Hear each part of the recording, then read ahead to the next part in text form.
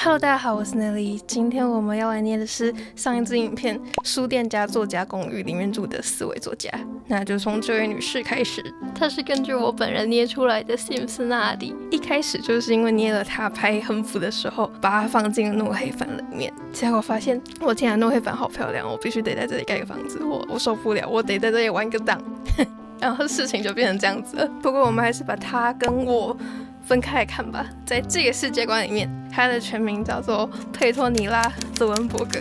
佩托尼拉的爸妈英格丽跟古纳尔·卢恩伯格在诺黑帆的加莫克社区开了一间小小的自营书店，叫做哈尔瓦德书店。不过他们在佩托尼拉20岁的时候因为车祸意外过世了，书店也因此歇业。佩托尼拉后来靠着遗产把大学读完，才回到诺黑帆。搬回来后，他马上整修了老旧的书店，但也因此几乎花光了存款。佩托尼拉就把2楼原本一家3口住的地方分租出去。第一个搬来的租客是莱夫·达尔。达尔先生是鲁恩伯格夫妇的旧友，不过他跟佩托尼拉不熟，就是他是在佩托尼拉出生之前认识他爸妈的，然后这段成长过程他并没有参与。在问了几个关于费用与规则的问题后，达尔先生现场付了定金，并在1周后搬进了公寓。这边我们就开始捏达尔先生。我本来是要直接从老人开始捏的，但我发现太多皱褶，我其实有点看不太出来他长得好看还是不好看。我就先把它调成了年轻人光滑细致的皮肤，然后捏好了人之后，再把它调进老人的状态。老人的状态我其实用的皮肤细节比较少一点，因为我直接用了 default 的老人 skin， 是 Poyo 做的 elderly skin default， 我觉得还蛮漂亮的。重点是它可以直接替换掉游戏里面的老人皮肤，替换完之后其实就可以少做很多东西，你就不用慢慢的给它加一道一道的皱纹啊，省去了很多东西。再加上我其实没有那么常捏老人，我记得好像前面先捏了2次达尔先生，我才稍微抓到他应该要长什么样子。然后你可以看到我这次有很多牙齿 CC， 为什么这么多牙齿呢？我其实不是一个热衷于装牙齿的人，会这么多牙齿是因为接下来介绍的角色有一位是从别人的 Sim Dump 里面改过来的，所以他带来了很多我没有拥有的 CC， 我要到捏它的时候才会一个一个慢慢删除。你会看到我不知道为什么就是下载那一包 CC 里面有一个拉杆之类嘛，会让人整个飘起来，我不知道该怎么在调角的时候别让它飘起来，所以接下来可能人会常常飞起。如果你知道是哪一个 CC 发生这种事情的话，你也可以跟我讲。那目前我不知道他是谁，所以我可能暂时就不会去解决这个问题。而且我后来发现，在后面那个人物他带来的 CC 里面有身高拉杆，而且好像是2个身高拉杆都有，一个是捏脚的，根据脚的大小调整身高的，一个是捏脖子的。不过我觉得捏脚的没有捏脖子好用，因为捏脚虽然它会让你的比例看起来很合理，可是如果我想一个很矮很可爱的小人，他的脚就会很小一只，然后捏到最小的时候他就不能再更矮了，我可能还想他更矮一点啊。好，我们回到达尔先生。达尔先生是一个有点像超难搞先生的奥图那样，就是心其实很软，但是个性很难相处的老先生。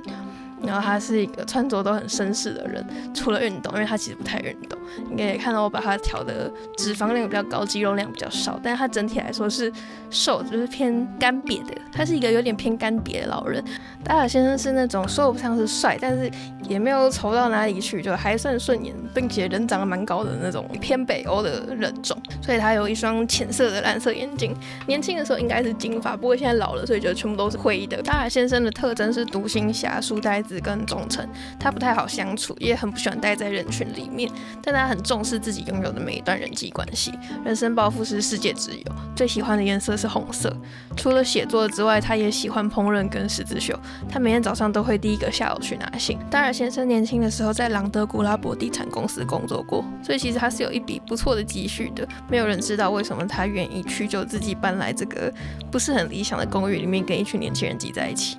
接下来我们来捏租客2号，他叫做艾斯彭伦德。艾斯彭是从这位大家分享的 Sim 改造而成的。捏他的时候，我花了一些时间确认哪些 CC 是必要的，因为我不想要有太多 CC， 有些可能太细致看不太出来差别了，我就把它删掉了。艾斯彭是个大约30出头岁的总结大人，之前在某间很大的公司工作，不知道为什么决定辞职搬来诺黑帆。你问他，他就会说，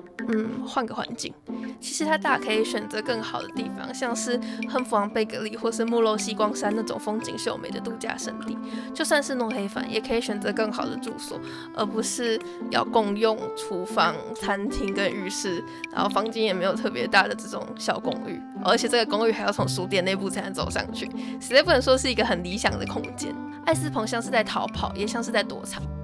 艾斯彭的特征是艺术爱好者、自信跟不愿承诺，人生抱负是文艺复兴模拟市民，最喜欢的颜色是米色，喜欢滑雪跟写作。他是我按照对北欧人的刻板印象处理的，就是高高壮壮、金发蓝眼，再加上我个人喜欢肉肉一点的身材，所以